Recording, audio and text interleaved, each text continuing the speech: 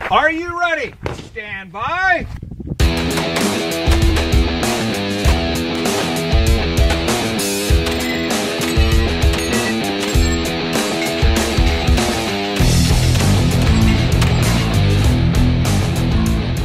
Hey everybody, I'm Dave Hartman and welcome to the Three Gun Show. This is episode 225 where Dave Horn and I sit down and discuss the topic nobody really wants to bring up.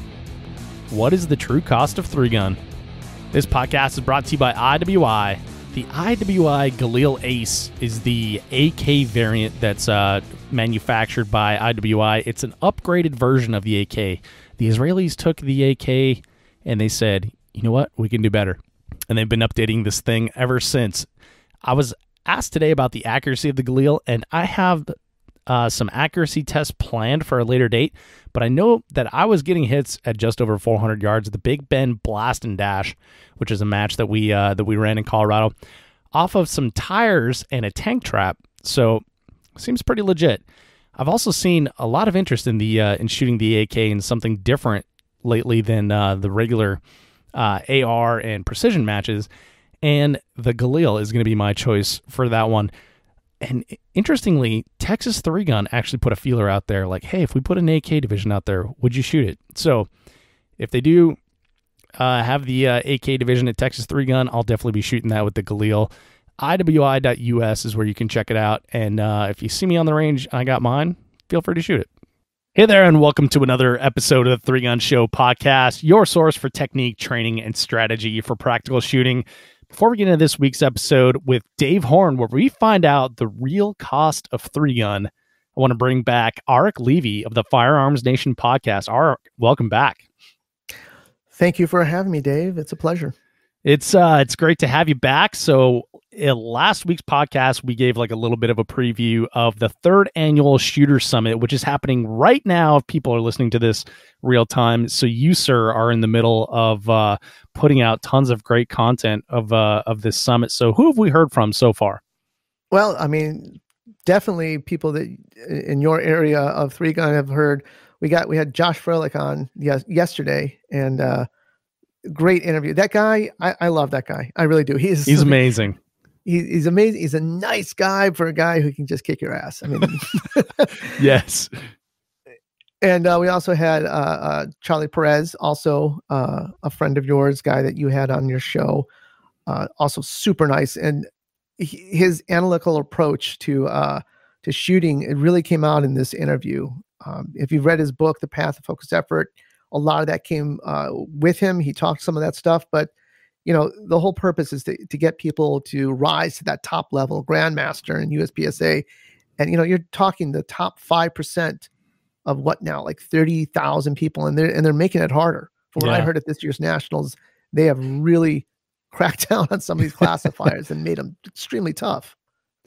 Yeah, it's amazing what one can do if one is focused enough. And if Grandmaster is on your list of things to do, the Shooter Summit is going to help you out with that. So you have many more shooters left to go, Grandmasters all, and they are putting together videos and drills too for the people that choose to purchase a package. Purchase a package, upgrade to the all access pass, right? Upgrade to the all access pass, right? Yes. So the cool thing about the summit is most of it's free. You can the entire summit's free. The entire summit's free. You can listen to all these great interviews with all these amazing grandmasters, real time. They're there and available for 24 hours afterwards. And then if you choose to keep those for your own, if you're the kind of person that needs to download it, you can upgrade to the all access pass. So Arik, what does that pass get you this time around? Well, for actually, it's not that unreasonable price of $19.95. You get the entire summit, so it's all the interviews, plus you get the audio version either in a download format or in a podcast format.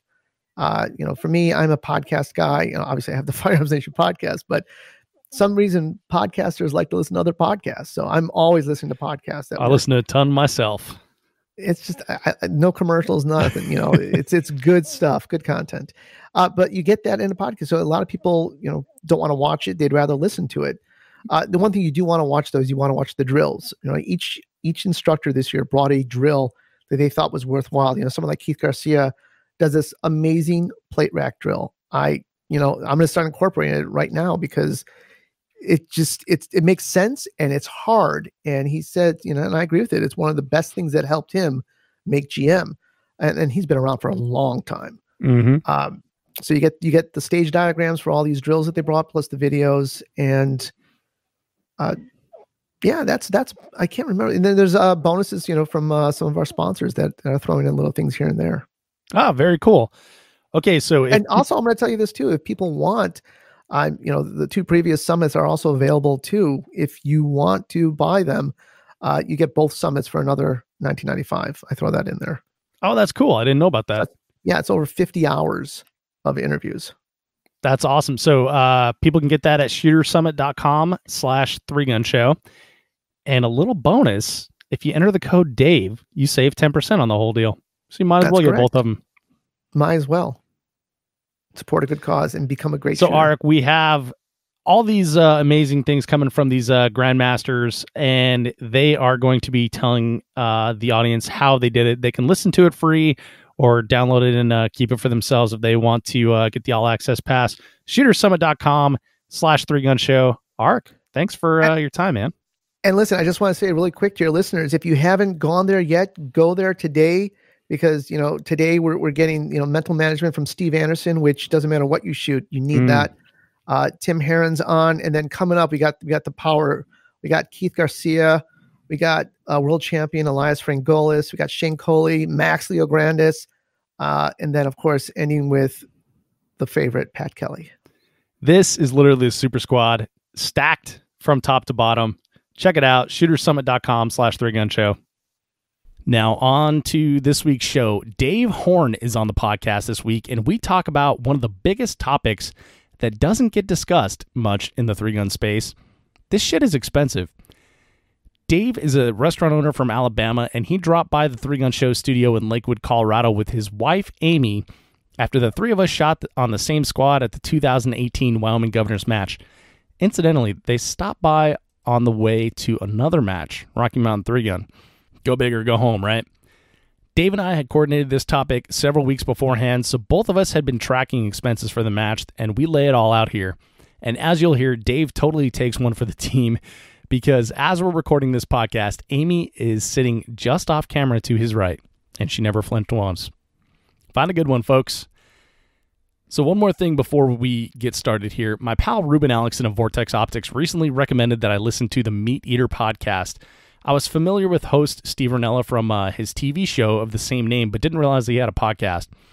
I listened to the first one about 5 days ago on a trip to Houston, and I've listened to about 8 of them now. I'm not much of a hunter yet myself. There's always time, right? But I really enjoy the highly intelligent and insightful discussions, and they're just funny, like really good personality. So check it out if you're into that sort of thing. Just this morning, I was on a drive and heard Steve and his guests discussing the Pittman-Robertson Act, which is an 11% excise tax that dates back to 1937 on firearms, ammunition, and various other outdoor things. But the firearms and ammunition is what's important to us in this discussion. So the money goes to conservation and wildlife management as a broad concept, but if you want to read more, I put links to the act in the show notes. A listener of Steve's podcast, Nephi, which I assume from the context is Nephi Cole of the NSSF and formerly the Wyoming Governor's Office, he wrote in with some numbers of the impact of hunting versus sport shooting in tax revenue. Of all the money taken in under Pittman-Robertson, 22.5% of those funds can be attributed to hunting purposes and 77.5% to non-hunting purposes. I personally don't like taxes in most forms, but this one is an example of a piece of legislation that does good things for the entire country and the world's ecosystem as a whole. With a voluntary tax, i.e. you have to spend money on the products that are taxed to participate to be taxed, right?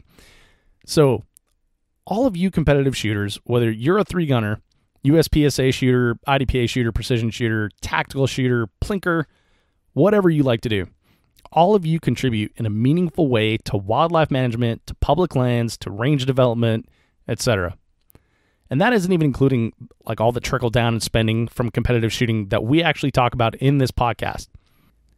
It's truly amazing the positive impact that we can bring to the economy through competitive shooting. So think about your impact when you spend money on 3-gun gear in the future, and enjoy the fruits of your Pittman-Robertson tax dollars whenever you get the opportunity.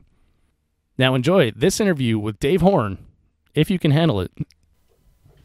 All right, so we actually sat down and we did the math on what it takes to shoot a 3-gun match, and it was a little eye-opening. I think I've been doing major matches. I guess my first one was like 2012, but it was like a 2-day thing. It was a local. I didn't really have to travel for it. But I started shooting major matches and traveling around in 2016, and I never really stopped to do the math on exactly what it takes. Have you done this before? I haven't. I've honestly been a little bit scared of it. I knew I've been traveling for matches in some form or another since probably 2009, and I always kind of knew, it's always been segmented. You pay for the match fee, and then a couple of months later you pay for travel, and sometime in between then you'll buy ammo. And I've never added everything together to see, okay, how much did this match cost me? And now I know why I never did that. I hear that a lot in the people that we associate with, right? Like, I don't want to know. I haven't done the math because I don't want to. Yeah, look, we got Rob Hall that just put the first comment in. I'm afraid to add it all up. I don't even want to think about the fuel costs from driving to Tennessee to Minnesota for the Trigun. Yeah, buddy, I'm with you. And I think a lot of people are like that, but not paying attention to those things can kind of hurt you. And maybe at the end of the year you had one too many matches planned and you got to cut out of it or something. Well, I think it's funny too, the cost that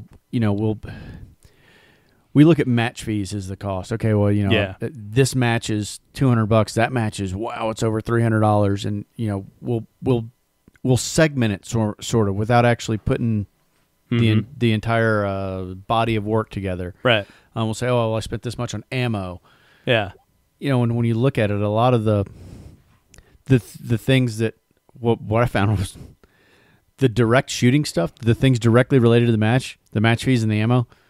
That's really not much. No. No, and you actually tried to hide some costs from me that we'll get into in a little bit here.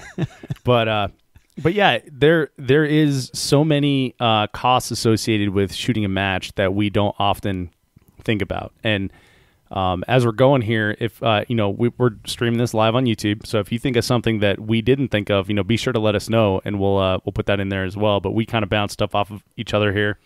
And I came up with some pretty big categories, overarching categories. The ones I came up with were travel, lodging, food, and then match, which in match is like the match fee itself, the any extracurriculars like side stages, stuff like that, as well as ammunition. But those are about close to the same categories you came up with? Yeah, pretty much. I mean, I had my ammo, my fuel, my lodging, my food, put the match fee in. You reminded me of, you asked me, hey, what'd you do with your dog? Yeah. Oh yeah. I had to figure out somebody to pay to take care of the dog.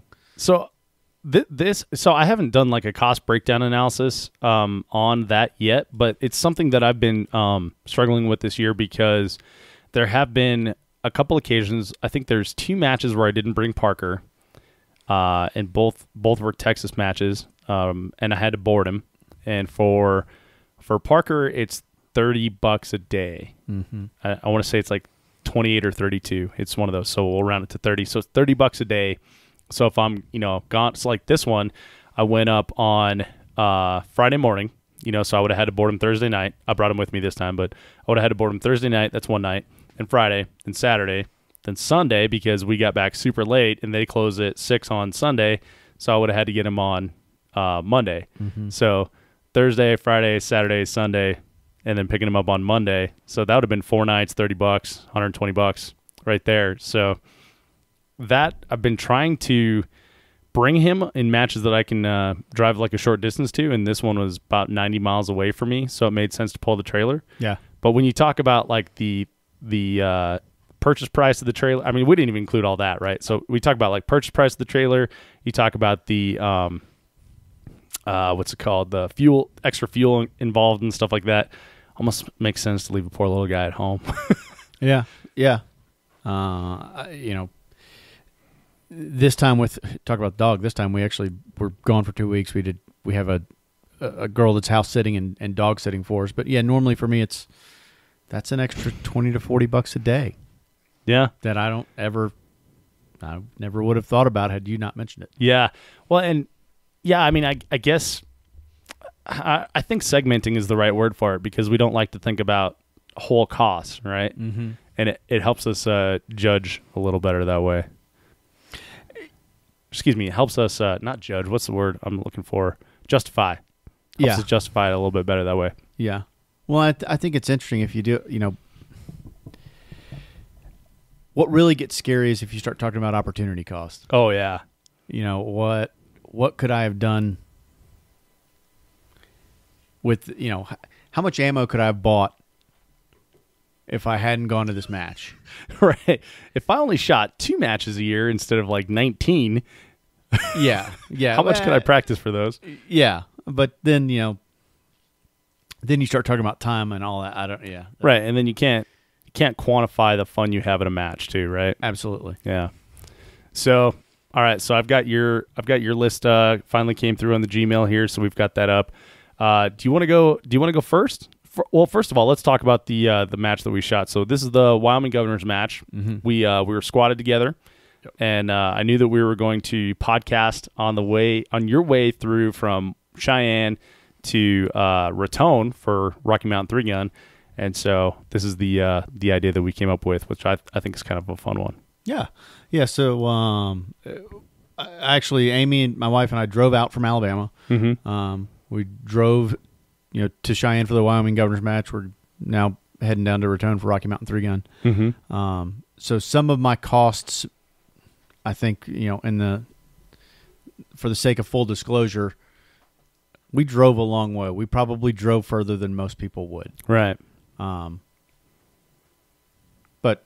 how many hours did it take you to get from home to Cheyenne? About 21. Oh, yeah, that's a lot. Yeah, it was 2 full days of driving. Good Lord. It's not that bad. There's You're stronger than I am. It wasn't as, I was kind of dreading it, but it wasn't all that awful. Nebraska gets kind of boring. I mean, there's like all the corn. Yeah, it almost feels like you're in one of those like Mickey Mouse movies, where the background just keeps repeating itself. Yeah. It was kind of crazy, really. But yeah, I enjoyed it. Yeah, and so your wife Amy is off screen here, so she's sitting to your right, which there's her hand. So which kind of makes this a little bit more difficult because you get to do it with the wife sitting next to you. I'm accountable now. No secrets here. All right, man. So let's jump into the real costs of shooting 3-gun. We'll start with you first. So I started a couple of weeks ago. I said, okay, with my ammo breakdown, and the initial thought was, okay, how am I going to track my ammo? And I thought, well, this is going to suck. I'm going to have to figure out how much ammo I shoot on every stage, and I'll track that. And that's the way I started doing it too. I was like, okay, well, one round of 223 cost me 29 cents times how many rounds I shot, Yeah. And so I said, okay, what I'll do is I'll start with what am I going to take? What am I taking for this match? Which I thought was good because, there's, we're talking like purchase price, right? Yeah. It's like if I can't go take those 223s back to Cabela's or whatever, wherever I got them. When it comes down to it, that's what it cost. It doesn't matter what I shot. Yeah, that's the expense. Yeah, the so cost, that makes way more sense. Yeah, so after I put this in and said, well, now I got, I was worried about having to track it. Well, no, I don't have to track anything. This is what I had to buy to take to the match. So it's there's no taking any of this back. I got some extra practice ammo. Yeah, but as far as my cost for the match, that's what it is. Yeah, and I think I need to adjust my fuel number when we get there. Okay. So based on that, so all right, we've got your sheet up on the screen here, and take her away, man. Let's run down these costs real quick. So I packed 250 rounds of 9. Right now I'm purchasing 9mm. I don't have time to load it. It's about 20 cents a round, so it's about $50. I packed 250 rounds of 55 grain rifle ammo. at about 30 cents a round, so that's $75. Packed 100 rounds of 77 grain ammo. Right now I'm getting that for 73 cents a round, so $73. Case of birdshot, $70, and 15 slugs that I think I'm paying $1.10 for, $16.50. That brings my ammo cost to $284.50. $284.50 for ammo costs. What do you think? Was that more or less than what you expected? I think that was about what I would have guessed between $200 and $300. Mm-hmm. So that was about expected. Okay, so let's look at my ammo costs real quick. So I have 55 grain. I counted 250 rounds for this match. Mm-hmm. So I think I did the math. It was about 30 cents a round. So 250 times 30 cents a round is $75. 77 grain, I brought 120 rounds with me. I did not use all that, but that's what I had allotted to this, and I have a separate allotment for Rocky Mountain 3-gun. So that is $1.09 a round. So I think I was a little bit below on my my estimate here. Mm-hmm. So I got $120 in there. For 9mm, I had to buy factory ammunition because I'm messing with my I'm having issues with my recoil springs cycling lighter loads. So I went and picked up a bunch of like American Eagle, like fireball throwing ammo. And this was a pistol heavy match. So I actually had to trade slugs for more 9mm at the match. Is that what you did? Yeah. Yeah. I was about to change all my plans to shotgun until one of my friends from Colorado was like, dude, do you have any slugs? I'm like, dude, I got all kinds of slugs. Do you have any 9mm? So yeah, I traded away for that. So basically I just doubled the cost that I had there. So 500 rounds of 9mm, and that was $120.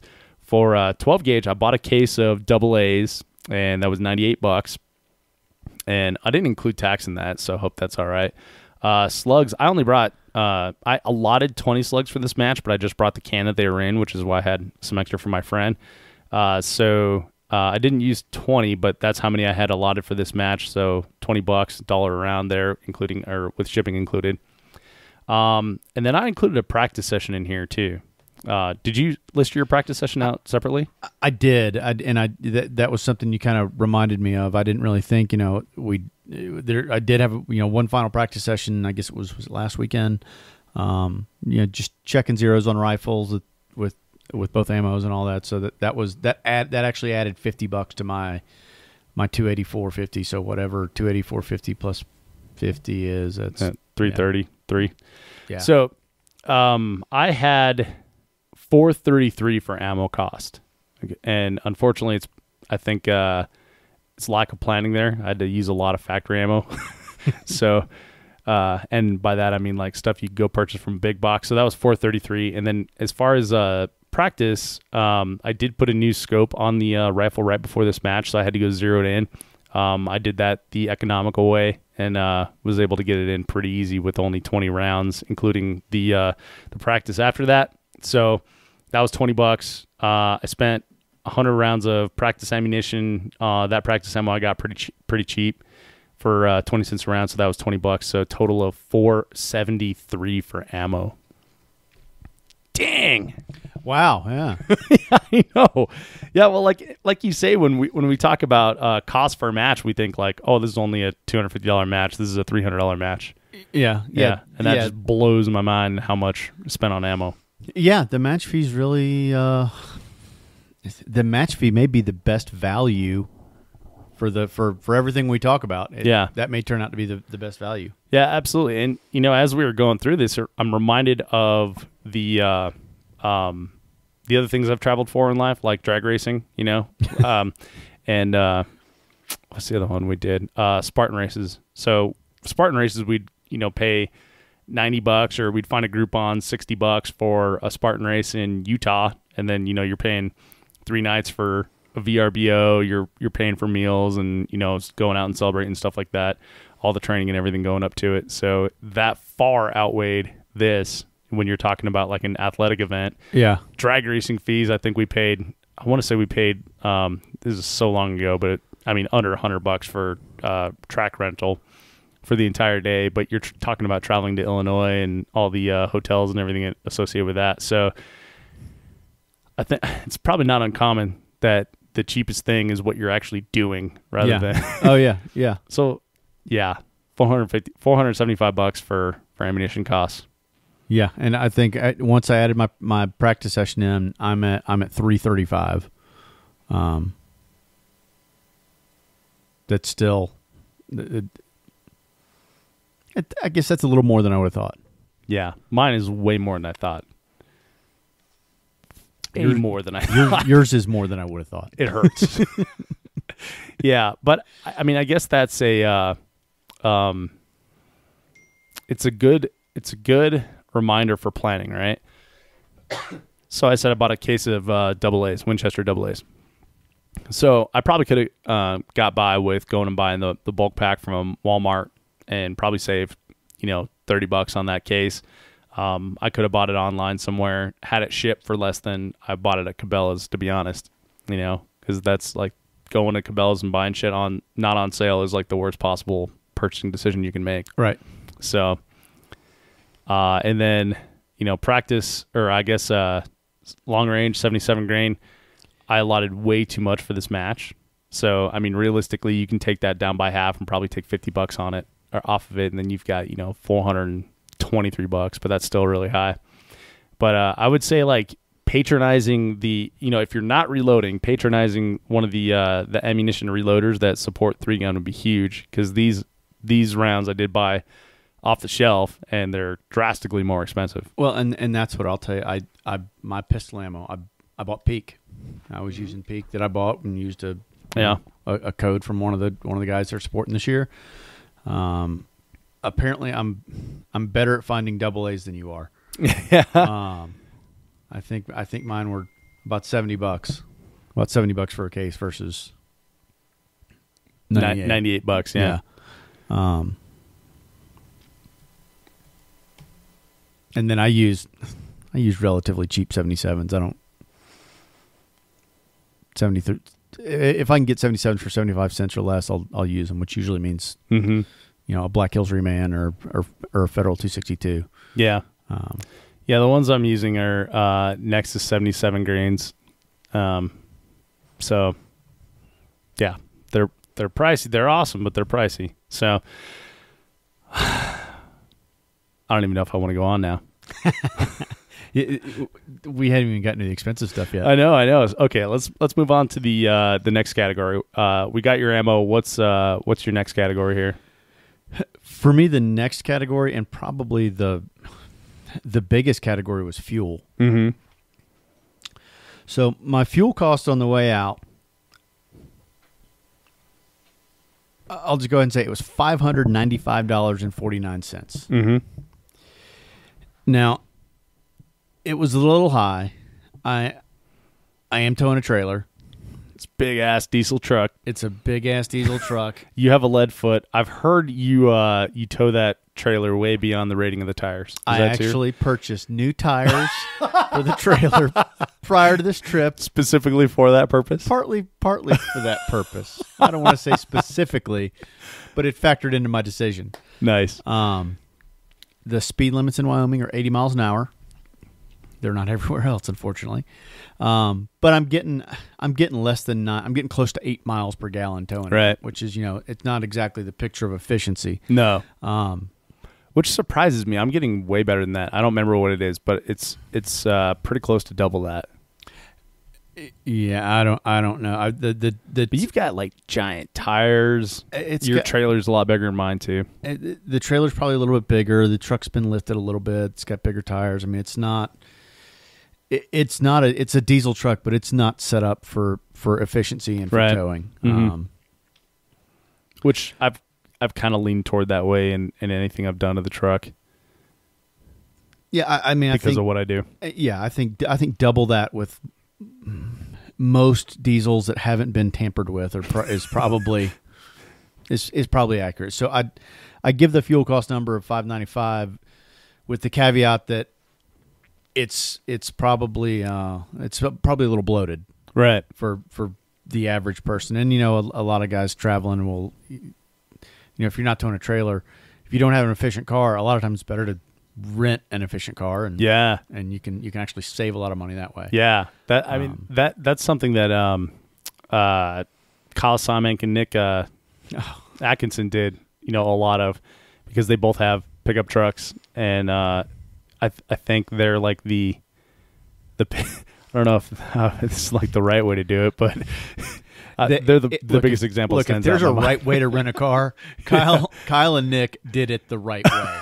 So if trashing them all, if anybody knows that history and knows Kyle and Nick, that if there's a right way to rent a car, they're doing it right. Yeah, go back and listen. I mean, just go to 3gunshow.com and search for Nick Atkinson or Kyle Simonk, and they've got great stories about pulling off the air filters and running open exhaust and stuff like that. So custom sticker schemes, I guess you'd say. Allegedly. Yeah, allegedly. Yep.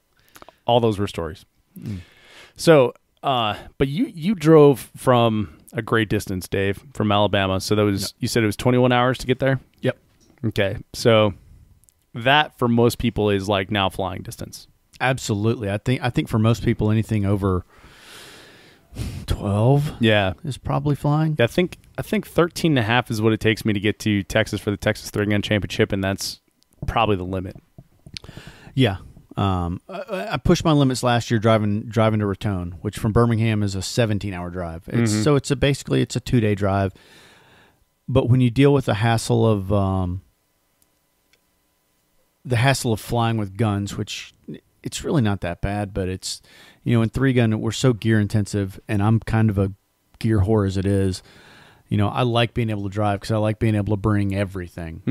I like being able to have every conceivable gear option possible, and you just can't do that when you fly. That totally fits my style as well.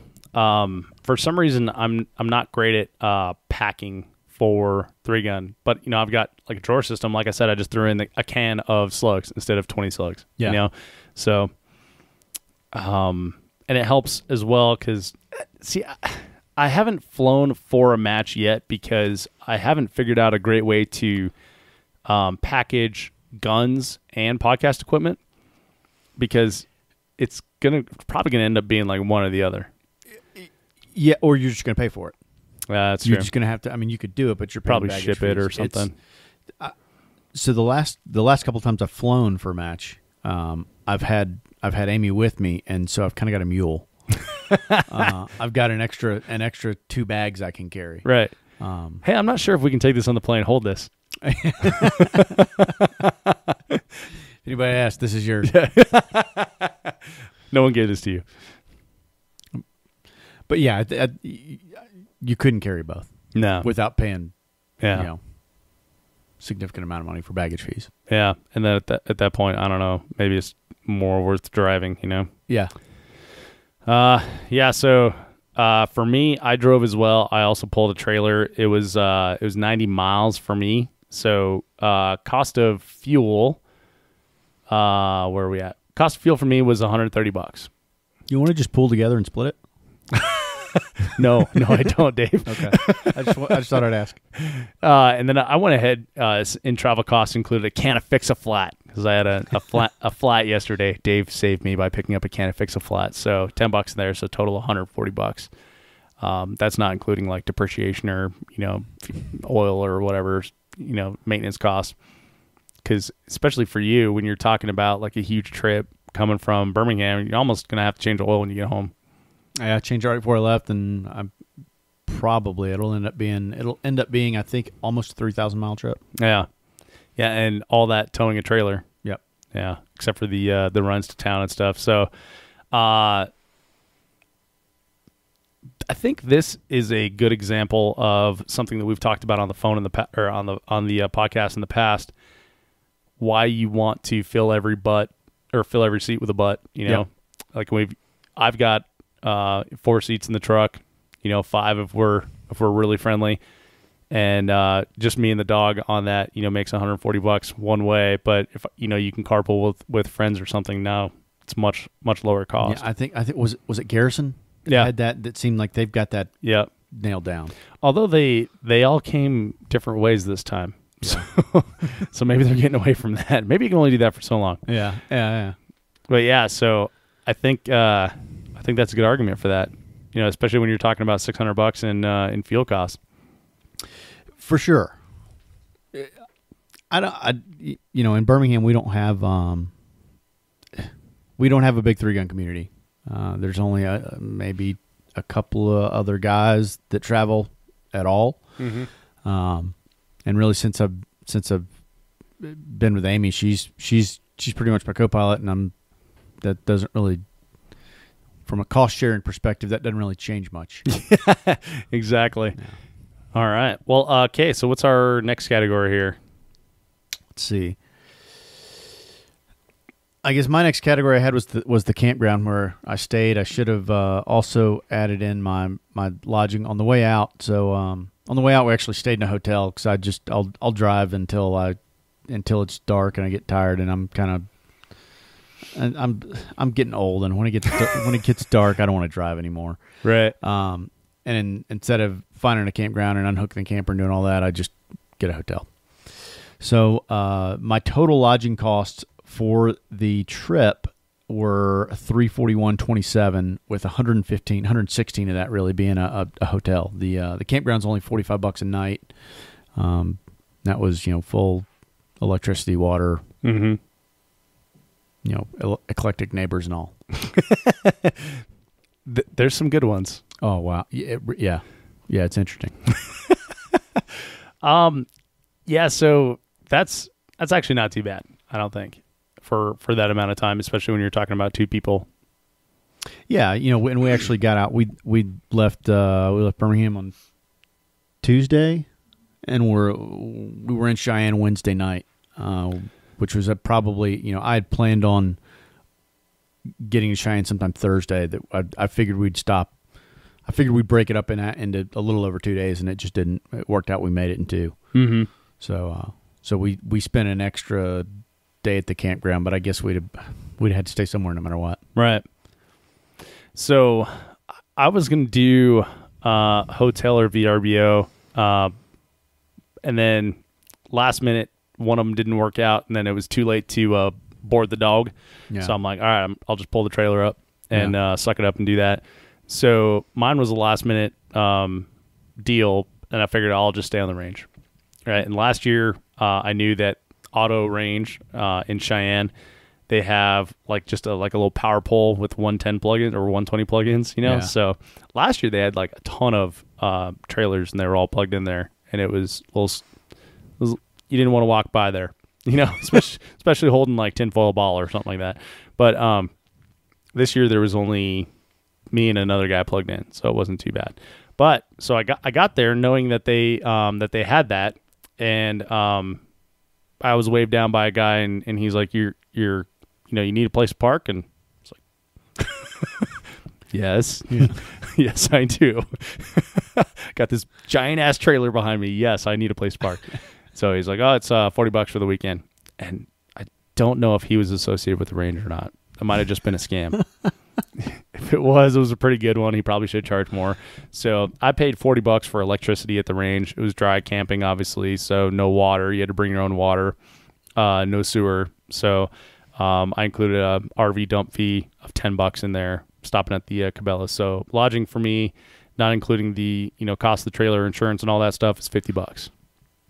That's nice. I don't think you can get any cheaper than that. No, I don't think you can beat that. Yeah, especially since I was able to bring Parker. I didn't even have to feed him. He was just eating hot dogs off the ground and stuff like that. So, are you serious? No, I'm kidding. Okay.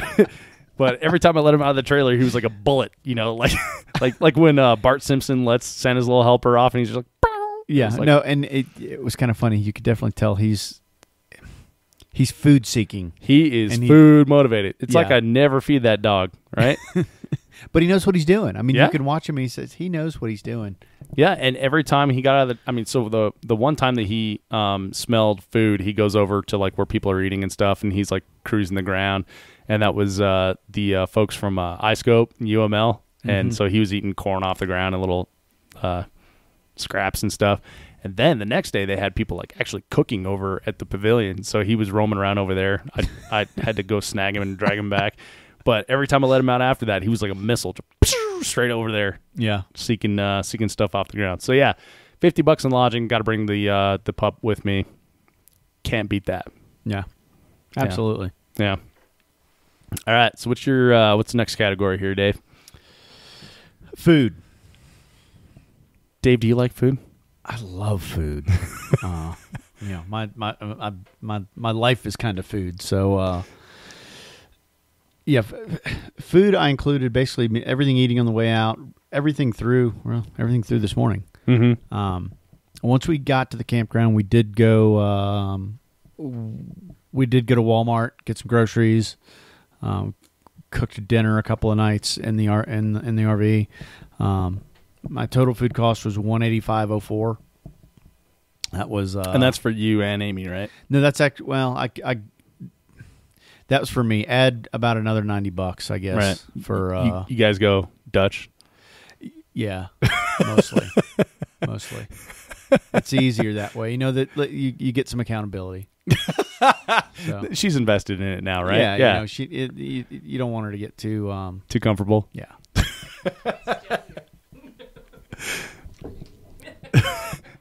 Dave just got punched. Yeah. And that includes that $185 is not bad. Well, I think it was a stop at Arby's, a couple of Subways, one trip to Outback. Yeah, so let's talk about that. So I have this little bit of angst inviting you to Outback, Dave, because I know you're like a food guy. So when I knew we were going to a chain, I'm like, oh, it'd be fun to have dinner with these guys, but it's at a chain. Now I feel weird. Yeah, no, it's okay when it's like whenever I go to dinner at somebody's house, and they always think I'm judging. Yeah, like I'm different. I'm like, dude, I'm not cooking. Yeah, that's awesome. Yeah, no kidding. Yeah, I don't judge in other people's homes either, except when they open their gun case. It's like, oh yeah, this is great. This is neat. Yeah, this is the coolest 1911 made in Croatia I've ever seen. There's an XD joke in there, but I'm not going to make it. There's a what? There's an XD joke in there. Yeah. I think that's what I was going for. Yeah. Yep. All right. So food for me. So I didn't include food for Parker in this since he just ate off the ground. No, I just forgot actually. But dog food's pretty cheap, so I would have to feed him anyway. Okay, so food for me, I have $143.98, and in that I have $67 in groceries because I planned for breakfast, lunch, and I figured we would do dinner. So I had prepared some steak, chopped up in little cubes, and then was eating that for breakfast and lunch several days. On the way up, though, I did not have breakfast, so I stopped at Starbucks and got a coffee and a sandwich, $7. I bought beer for patrons, which was $23. By the way, I still have that beer. Beer for patrons. That's a great write-off. Yeah, isn't it great? Yeah. I know. I don't know how I'm going to get that one by, but I still have all that beer because no one actually came up to me. So I got to figure out how to do that because it's hard to verify. Maybe we'll do like the mark of the beast or something like that on their inner arm. I don't know. What do they do? Barcodes? Should we barcode people? You should challenge coin. No, a challenge word. Challenge. Well, I tried to do challenge word, and then people that didn't actually use the challenge word got a little upset, and it's like, bro, I don't know. So I just gave them a beer to go away. No, I'm just kidding. That too. Yeah. Challenge word I thought was pretty cool. The one we used for Vortex Shooter Source was shower beer, which is a pretty good one, right? Yeah, that is a good one. So I figure we'll have to. Okay, I'm going to go back to the challenge word because I don't want to make it awkward, but. No, I'm not going to seek you out, so I'll hold the beer. You just have to come and give me the word, and then I will give you the beer. You're giving beer away. Make it awkward. Yeah. Well, don't make me go seek you out is what I'm saying, but don't make it awkward. Yeah. Right. Make it an awkward word. Make it an awkward word? Oh. All right. Also, don't come up and shout it at me, because by that time I've already forgotten that I posted it, and so it'll just be weird. I'm like, I don't know what you're talking about. See, yeah, this could be fun for everybody. Yeah, I know. It'll be weird. Like give me some sort of context. Yeah, because I have a bad memory. All right, so then I had the cooler. I needed to go get ice and water, so I went and got ice and water, and that was $13.95 that night. Dinner at Outback, $30. And then coffee the next morning, $2.52. So I came up with $143.98. And then I need to subtract $30 from that because my buddy Chad did buy me dinner that night. So $113.98. Thank you, Chad. Nice. Yeah. So it's like we were talking about before we got going here. Is I've found that like an additional person for food is almost negligible. Yeah, unless you're when you're going to the grocery store. Yeah, if you're eating out, it's double, right? But right. You know, I mean, if you're talking like more than 2 people, now you're talking 3 people, and you're going to the grocery store, and you really want to plan well. Like I know people that I think there's a group of guys at Dagger that got a Verbo that were had dinner planned every night and breakfast planned, and so they weren't spending any outside money on food.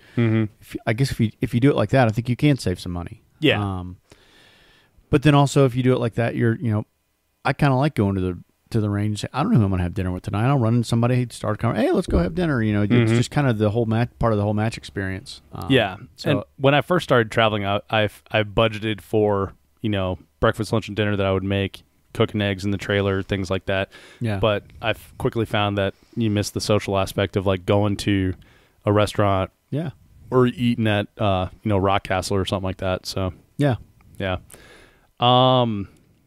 What's our next category, Dave? For me, the next category is match fee. All right. The match fee here was $250, and once put into to context, the cheapest thing on the list. It's really the actual match fee was a pretty great value. Yeah, for what you got, I thought. Plus, there's 10 stages. Yeah. So 10 stages, $250, $25 a ride. Yeah, and the cheapest thing that we spent money on. Yeah, it's the smallest portion of the whole endeavor. Especially when you include cost of ammunition in there. Because shoot, it's half the cost of the ammunition that I spent. Yeah. Yeah. All right. So then, what's the next one you got, Dave? Oh, the next one I had was my dog sitter, my house sitter, dog sitter on here, which we got kind of lucky. We had one of our daughter's friends come and just stay at the house for the week and take care of the dog. We're basically paying her about $250 a week. We filled her up with groceries. Said, here, have at it. That's awesome. Yeah, for me at the place we keep Lucy is $20 a day. It's $40 a day if you want him to play with her. So, like who wouldn't want to just play with a damn dog? Like, why do I got to pay extra for that? Yeah, you should pay me to play with my dog. Well, and then you're left making that this moral dilemma. Okay, well, does she really need to get played with every day? Well, and then the judging look. You don't really not even a play day? Yeah. Oh yeah. Yeah. Do you want us to wash him? Like, I don't know. Are you going to get him dirty? So $250 is probably, it's worth it. Yeah. Well, and for me, I said $30, so $210 for an entire week, and now you're talking about I have to take him somewhere, and then he's not in his own little domain, so he's anxious and nervous and sad, and he thinks I left him. Oh yeah, and in this case, we're going 2 weeks, and she's got medications. You got to give her medications, and really. Yeah, dude, if you got medication, that's another $5 a day at the kennel. Oh yeah, it's another $5 a day, and then she's gotten really good at the look when you hand her off, and she goes to go back. She's really gotten good at the over the shoulder. Oh God, wait, you're leaving me. Look, dude, last time when I went to Washington for TriggerCon, like the guy, I mean, he goes with girls, no problem.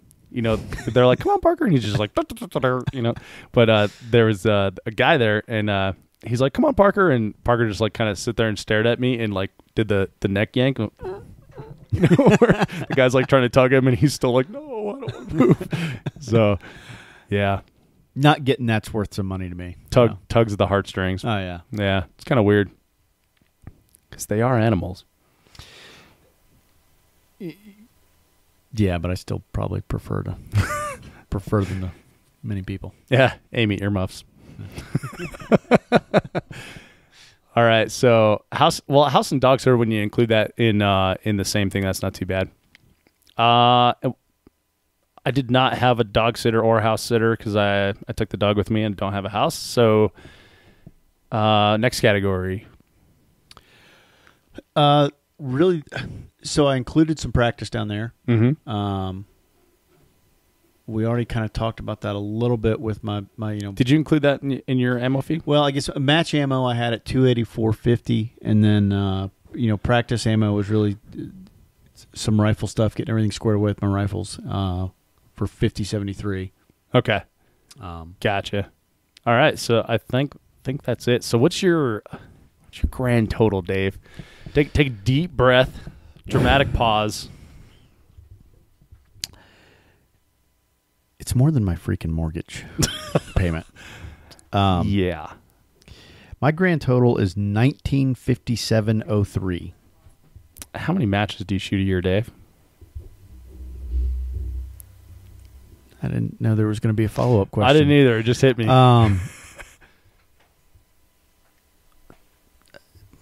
Probably between 8 and 12 somewhere. We'll just take 10. It's Okay. 20 grand. Probably. It's 20 grand, Dave. I didn't know. Yeah, I didn't.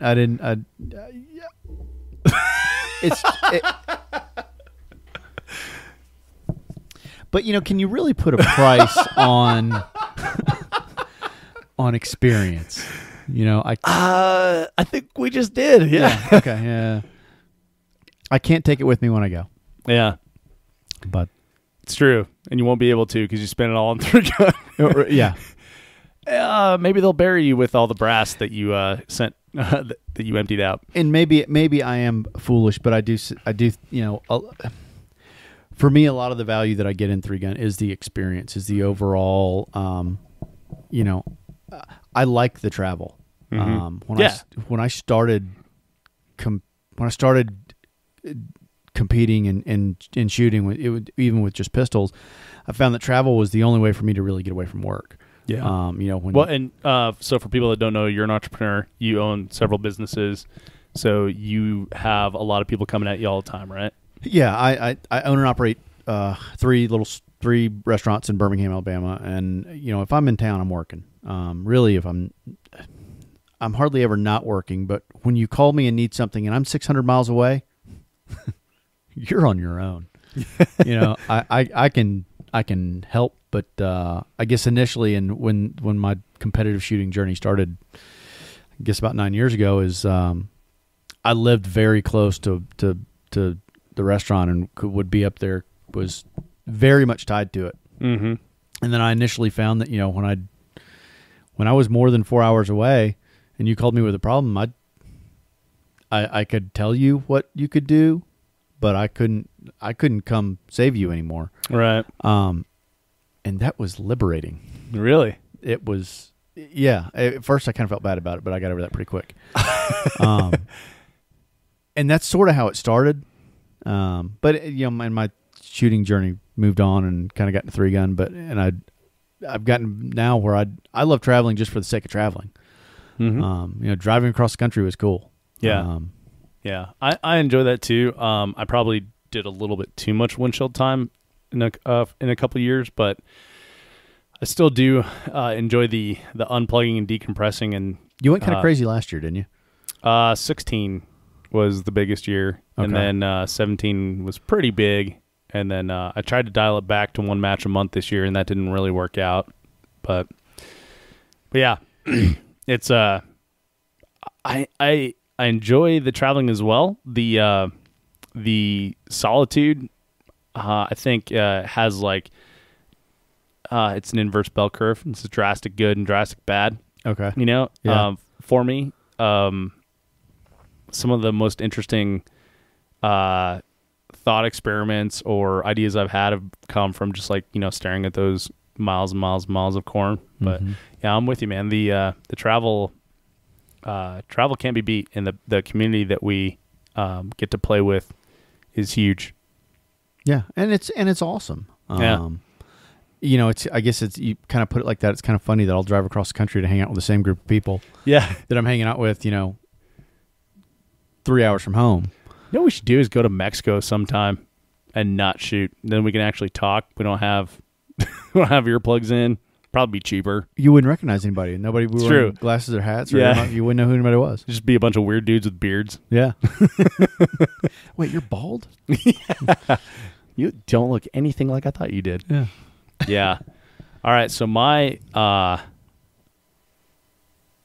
let's see, which one of these is mine? This one's mine. All right. So my total cost was $1,000.56, which I think is it's weird seeing that number put together like that. Yeah. It's more and less. It's more than I want and less than I thought. Well, that's good. Yeah. But again, this match was only like 2 hours away from me. Yeah. Right. So full disclosure here, I did get a match slot provided to me by Vortex Optics. So thank you, Vortex Optics, for doing that. They wanted me there for the obviously the press coverage of the Wyoming Governor's match because they were the presenting sponsor, I think. And it was supposed to be a huge turnaround for the Governor's match, which it was. Yep. Much better than last year. So my total cost, without or with not including the dinner that Chad bought me and the help from Vortex, was $776.98. I also I was able to shoot on a slot given to me by Leadstar, but that lowers it from $1,950 to $1,700. So it's great. $1,707. That's much better now. That's way easier to swallow than $1,950. Yeah. Yeah. So one thing that I'm looking at here, Dave, looking at the costs is 77 grain precision ammo is $1 around for me, $1.09 around. If I go to like a match like Colorado 3-Gun Championship traditionally has been, or like Tri-Gun, where you only need 55 grain, that's a huge cost savings. There is, and so I'm sort of the mindset that 3-Gun's not cheap, and so sometimes if I think there's diminishing returns if you try to cost too much. Yes. I do know gear is one of those. Yeah. If you see somebody that's really struggling on a rifle stage with a little bit of wind and you know that they're shooting cheap ammo, okay, now how good a value was that ammo really? Yeah, absolutely. 100%. Like, so sorry to take over for you, Dave, but I've struggled with like shit rifles, shit mounts for optics, and not being able to keep a zero, not being able to brace on anything because it pushes the barrel, because I didn't have a free flow barrel, shooting 55 grain because I can't afford precision ammo. When you're sitting down there just wailing away on a target mag after mag, it's like it's a false economy. Absolutely. So yeah, I mean that's a really good point. And I think it's a conversation that comes up a lot in 3-Gun. But and God, in the Facebook groups that can be so frustrating. And you don't want to tell people, hey, don't be cheap. This is going to cost you some freaking cash. Yeah. Go out and drop $1,500 because that's what Right. That's what X shotgun is, and know what you're thinking about is not good enough. In the end, it's going to be there is a harsh reality for sure. Yeah, and I tell you what was an eye opener for me. So let me look up the cost real quick. Dave, vamp on something for me. So I want to keep it on the gear point here, but I'm looking up the cost of a Vortex Viper PST. So this match was the first one that I shot. The Vortex Razor Gen 2, right? And in the past, I've had the Vortex Viper PST 1-6. Now, I really liked that Viper 1-6, and I shot it for like a year and a half. Thought it was just amazing, never really worried about anything. Yeah. MSRP on it is $999. Street price is about $700. Yeah. Yeah. So the Vortex Razor that I have on there now, MSRP is $1999, and street price is like $1,400 or something, $1,300. Okay. I don't really know. Yeah. But the difference between those two is amazing. It's like night and day. And the Viper did everything I needed it to do last year and the first part of this year, and now switching to the Razor, it is that much better, and so it's difficult to make those decisions and to guide someone through that process, because if your budget is Viper, you're going to be happy, but if your budget is Razor, you're going to be elated. But to use these two products for an example, and let's go maybe further down the food chain, I think the Viper is probably, from a value standpoint, I think it's amazing. It's an amazing scope for what it is and what it does. You go much further down that, and you really start to drop off from a quality standpoint. So people will say, "Hey, what about this?"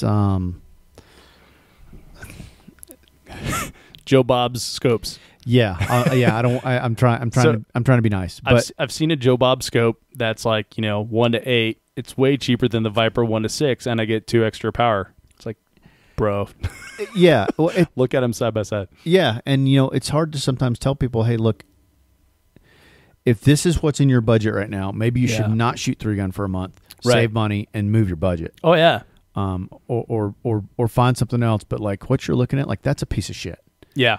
And you don't ever want to, we always have these conversations, it's always on Facebook, and you don't ever want to call somebody else's product out on Facebook, especially, I mean, you and I are both associated with companies that, that, we don't want to be that guy and say, oh yeah, try this because that's a piece of shit. Yeah. But sometimes like that's probably the best advice we could give. Yeah. Yeah. And we always talk about like the best, and it's like, well, what do you mean the best? Are you talking like the best you can get for $2,000? Or are you talking about the best you can get for, $300? Yeah. Or, the best for 3-gun, the best for bay matches, best for this, best for that. Yep. A lot of people would be better off just getting a, like a nice red dot and holding off on the scope because they don't shoot past 200 to 300 yards, and getting good at that, and then deciding if they want to switch divisions. But wow, we got off on a tangent there. But I guess the point is that like good stuff does give a good return on it. Yeah, and it makes the game more enjoyable. It makes the experience more enjoyable. Yeah. Which is kind of when it comes down to it, when you boil it all down, that you're paying for the experience. You're spending money for the experience. You're spending money whether the experience that you want is competition, camaraderie, travel, excitement. Or you're paying for the experience. Right. And it's freaking expensive. All good experiences are, Dave. Yeah. That's what my dad told me. I'm kidding. So you want to go to some of the audience questions here? Absolutely. Audience contributions. So like we got Rob Hall at the beginning. Brian Ray jumped in pretty quick, and he says, am I watching some kind of fancy split screen, or is Dave Hartman having a slumber party and I didn't get invited? Brian, you're always invited to the slumber party. How could he tell I'm not wearing pants? I think it was a smile on your face. DJ says, hi, boys, with several Z's. Bob Jones says, hi, all. Hey, Bob. DJ says, it's a product of not following the B&B rifle ammo program, all 223 all the time. I have no idea what that means. So I shot 223 the whole time. So I'm pretty sure what he's talking about is Brian Ray and Brian Vaught. Yeah. All shoot. They shoot 55s all the time, no matter what. And notice that. And they're still really good. They're really good. I would consider both of them to be riflemen. Yeah. And even, in the Texas sense of the word. Mm-hmm. And, that's all he shoots 55s, which... That's annoying. Although I will say that with the, I guess, switching from like a chrome line chromoly, low price point barrel to like a nice stainless 18-inch precision barrel, even 55 grain shoot much, much better out of that. And then now, like the match we just shot, they had the magneto speed hit indicators on every target. Yeah. So you're not necessarily needing to move that target and see the flash. You're just needing to vibrate it enough to get the magneto speed to indicate, right? Yep. So maybe that is a viable option now. I think it is for a lot of people. I think it, and I think some people, newer shooters especially don't really forget while you use the heavier bullets to think, oh, because they fly better and distant. No, I'm shooting heavy bullets because when it hits, I want whatever they're using as a hit indicator. I want a solid hit. I want it to be seen. No question. Yeah. But yeah, I mean, I think if as more and more, I'd love to see more and more matches move to the magneto speed indicators. They're pretty sweet. And several scopes I've used. If I used all 55s and 0 to this distance, God, they work out great. Yeah. But alas, no. All right. So Dave, you talked about reloading earlier. Have you ever reloaded rifle ammo? No. Okay. So one of the questions that I have, so I was talking to Justin at RMR Bullets. He's a Patreon supporter of the Three Gun Show, and I got to see him at TriggerCon. It was up in his neck of the woods, and he was there with another company. So we were chatting, and apparently RMR makes like a super great price point, 55 grain, and a really good price point. And I want to say it was a 75, but I don't recall. 70-something grain, right? So forgive me, Justin, I don't recall. But I'd never had done the math on like what the cost was just for the projectiles, and it is drastically different between 55 grain and like a precision. So, oh yeah, is there some middle of ground that is still economical, but is like boat tail, good ballistics that you can just load 100%? I don't know. I want to say back in the day that when there was a Team Noveski. Yeah, I want to say those guys were playing with a 62. Yeah. That they were shooting all the time for everything. Probably like a nozzler, right? I think so. But again, I think I expect you start getting away from 55, 69, 75, 77. Mm-hmm. I think you'd lose the economy. Right. And 62 grain, they had 1-in-7 twist barrels on those Noveski rifles. Yes, I'm a nerd and I remember that. But that makes sense because that is, the spec for a 62 grain bullet, right? Right. Yeah. So yeah. Now their whole strategy makes sense. Yeah. God, those guys were smart. God damn, they're smart. All right. So we got through Brian Ray, we got through DJ. Rob Hall also says the guys that load their own can get it down significantly. Wow, without any context, that kind of sounds funny, doesn't it? I ran the numbers, and I was sitting around $150 for matches worth of ammo, but that's not counting the cost of my time to prep 223 brass. Yeah, I mean that's a good point. The opportunity cost, I don't look at that as in matches because it's what I want to do. I don't want to reload. I want to unload ammo. I want to shoot them. So that's why I always look at opportunity cost when I look at loading ammo. Yeah. So I loaded pistol ammo for a long time, and I still would. I have not had time lately. Yeah. And I can Me load teach it. Amy. Well, that's coming. I can load it for about half the price. I can load it for about 9 or 10 cents a round versus paying 20 cents a round for it. With rifle ammo, with the prep and all that, and I don't know a whole lot. I've never actually done it.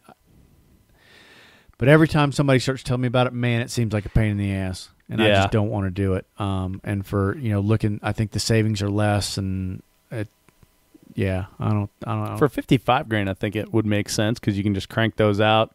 You can be a little looser on case trimming and all that jazz. Well, and I've heard guys actually say the opposite, that they want. Oh, really? That they want a more precision load that they can that you can really tune to your reticle instead of being, especially if you're using a BDC. Mm-hmm. Instead of being good enough. Yeah, instead of being, close enough, you can customize it. And that makes sense, but I hadn't gotten there yet. Yeah. For me. DJ says, "Yay, Dave Horn for peak. You should try 75 grain 223." Rob Hall says, after I factored that, continuation of his sentence, after I factored that in, I guess it was his opportunity cost, it was actually cheaper for me to buy rifle ammo from Blackwater Precision. There you go. Always read the rest of the sentence. DJ says, Southwest, $50 extra for podcast equipment. Yeah, so it cost me another $50 on top of my flight to get my podcast equipment to a match. Both ways. Oh, my $100. And considering each podcast actually costs me money to do, I don't know if that's right. So Andy Peterson says $50 a night, VRBO. This includes running water, pool, table, pool. Oh, pool. I was like, yeah, it includes a table. Sweet. Pool table, shower, toilet, wet bar, private garage, and cool dudes. That's kind of weird. Like the cool dudes come with a VRBO? You sure that's a VRBO? Yeah, Andy, you might have been staying in the wrong place. No, that and the VRBO thing sounds great. It is. VRBO is really cool. Yeah, doing that and staying it. I mean, it's probably different as a couple, but it is cool to be able to have that. Also, not do that weird thing where you like hey, just come by and we'll watch Comedy Central and you can sit on my bed before I go to sleep, like in a hotel room. Like there's actually a couch. So I always thought that was a little weird. And then DJ says, 20 grand, Dave. That was cold, Hartman. Yes, it was. It just it scared me a little bit. Let's see. DJ says a lot of things. Wind calls with the 55 are not really that far different than 77 3-inch versus 5 inches still hold. Good point. Actually, I was thinking about that as you were talking. So Vought is a 1X shooter, shoots an EOTech, right? Yep. So I would think with 1X, your slop takes your slop in your hold, because it's not nearly as fine as it is in 6X. Kind of would just negate the purpose for having a precision precision load. Yeah, that makes sense. Yeah. DJ also says no economical heavy 223 bolt that I've found. And Paul Morgan says magneto speed indicators for longest distance targets at RM3G for you, Dave. Oh, good.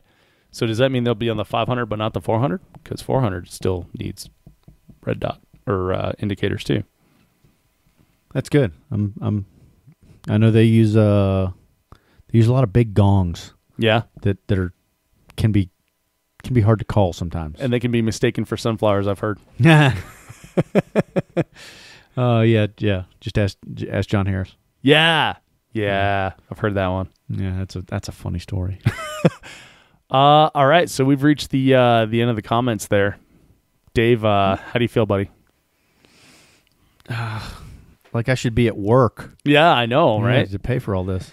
It's interesting though when you think about it, because if you sat, we've been talking about this in the match recons, like the match fee quotient, right?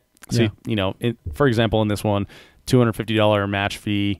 10 stages, $25 per stage. That's only part of it, right? So if you take $2,000 and you divide it by the number of stages, I mean, if you set $2,000 on the table right here and said, would you like to take this or leave it here and you can go shoot this match? Yeah, Bruce, I love you, but this kind of if you do the match fee quotient like this, it's not right. Everything's a no. Yeah, I don't know that everything's a no, but it's not. It doesn't equate. I think you're adding in things that don't. It just doesn't work. It doesn't work because you're not okay. You didn't get to shoot the match, but you did get to do the all the hanging out with your buddies, and you did get to do the travel, and you did get to do the and those are intangibles that you can't put a price on. Yeah, because like. You and Amy are two of my favorite people, and we only see each other in matches. Yeah. Right. So I probably couldn't get you to go to the first Friday Santa Fe Art Walk in Colorado because that's a long trip for you. Right? Yeah. That'd be tough. Yeah. So, man, I don't know. I'm gonna have to think on this one. It's an eye opener for sure when you put it together like that, especially when you figure. How many matches a lot of people shoot a year, Yeah, I'll tell you what. I think it's something, though, too, that maybe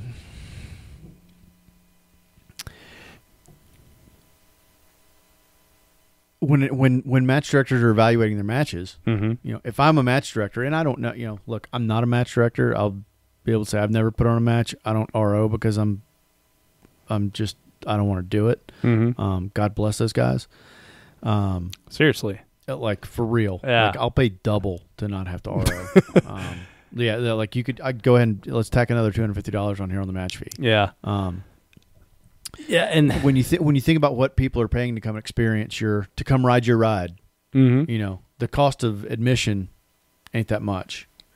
It's all the other associated costs. Yeah. Yeah. Yeah. And that's why I hate getting jerked around at matches. When you're talking about schedule, or you're talking about you know, schedule's a huge one, especially when you're like trying to concentrate on your game. Yeah. When they're like, oh, you know, this is going to be here, and then you get there and it's not as exciting as they said it was, you know. Yep. Like, don't effing lie to me and don't jerk me around on schedule, because you know, while it's a $250 match fee, no, it's a $2,000 match fee. Yeah. You know, especially if you have to travel halfway across the country. If it's close, like for me, it's a $1,000 match fee. So, and don't waste my time at the shooters meeting. Well, it's a significant financial commitment. It is. It is. It absolutely is. So yeah, just I think, and I may not know anything. There, you know, every match director may totally think about this before, you know, when planning an event. I know I didn't really think about it from this perspective until about 3 minutes ago. Yeah. So. Yeah. Yeah. On the flip side, though, I will say that match directors put so much time into matches, far more than the $1,000 I put into this match. Oh, so yeah, absolutely. As a match director / shooter relationship, we need to appreciate each other more, I think. I think you're right. And that's my happy thought for the day. Yeah. Well, Dave, this is certainly an eye opener. I'm gonna go vomit, and then call my banker when we're done here. I thought about going and cutting a credit card, but I'm not going. I'm just gonna shoot more. I'm just gonna use a different one. I like it. All right. Well, so Dave, thanks for doing this exercise. I know it cost a lot of opportunity for you to write down all your numbers here, and also some mental anguish to be here on the Three Gun Show. It's been a learning experience, Dave. Thank you. It always is. So thanks for being a part of it. Thanks for the folks who hung in with us on the YouTube live and did all the comments and everything. We appreciate you, and we'll see you next time. Hey, before you take off, check out the show notes at threegunshow.com/episode 225 for links to things that we discussed in the podcast, including a spreadsheet breakdown of our spending. There will also be a link to watch the remainder of Arik Levy's Shooter Summit, if you listen to this in real time, which as of this recording is off to a really great start. If you missed it and you're listening to this down the road, you can still find the archive at the link and get the full catalog for like less than $20. threegunshow.com/episode 225. This podcast is brought to you by Breda USA, Italian shotguns that are the best in the world. And this is a shotgun tech tip from Team Breda. Hey, this is Dave Hartman from the Three Gun Show, and I've got Josh Tanner here with Team Breda, and we've got a shotgun tech tip for you. Josh, what do you got? All right, today we're going to talk about point of aim, point of impact change on a shotgun when you've run a lot of rounds down through the gun. So on a long shotgun stage where you've shot a lot of birdshot, the barrel will heat at a different rate than the ribs do, which can start to affect the point of aim, point of impact versus a cold gun. Now, I found that to be much less of an issue with these Breda shotguns, I think due to their barrel manufacturing process, but it's still important to go out and warm your shotgun up really, really hot, shoot a lot of rounds through it, and check and see what that point of aim, point of impact is different with a warm gun versus a cold gun. All right, thanks, Josh. That's your shotgun tech tip from Breda Shotguns. Check out Breda's B12i 3-gun ready inertia-driven shotgun at BredaUSA.com. That's BREDA. This podcast is brought to you by Armalite, the original. Armalite rifles put the AR in AR-15.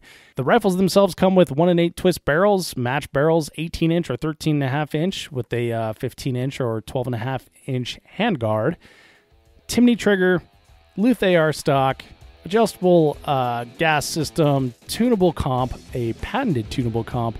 This thing's ready to go right out of the box for a 3-gun with no additional modifications other than putting on a nice optic. I myself Use a Vortex Viper PST 1 to 6 when I'm shooting TAC Ops, or their Spitfire when I'm shooting limited. Check them out at armalite.com. Quick reminder that if you enjoyed this episode of the podcast, subscribe in iTunes, Google Play, Podcast Addict, or wherever you get your podcast content, so you will always get the very latest. Thank you so much for downloading, listening, and subscribing to the show. I'm Dave Hartman, and I'll see you on the range.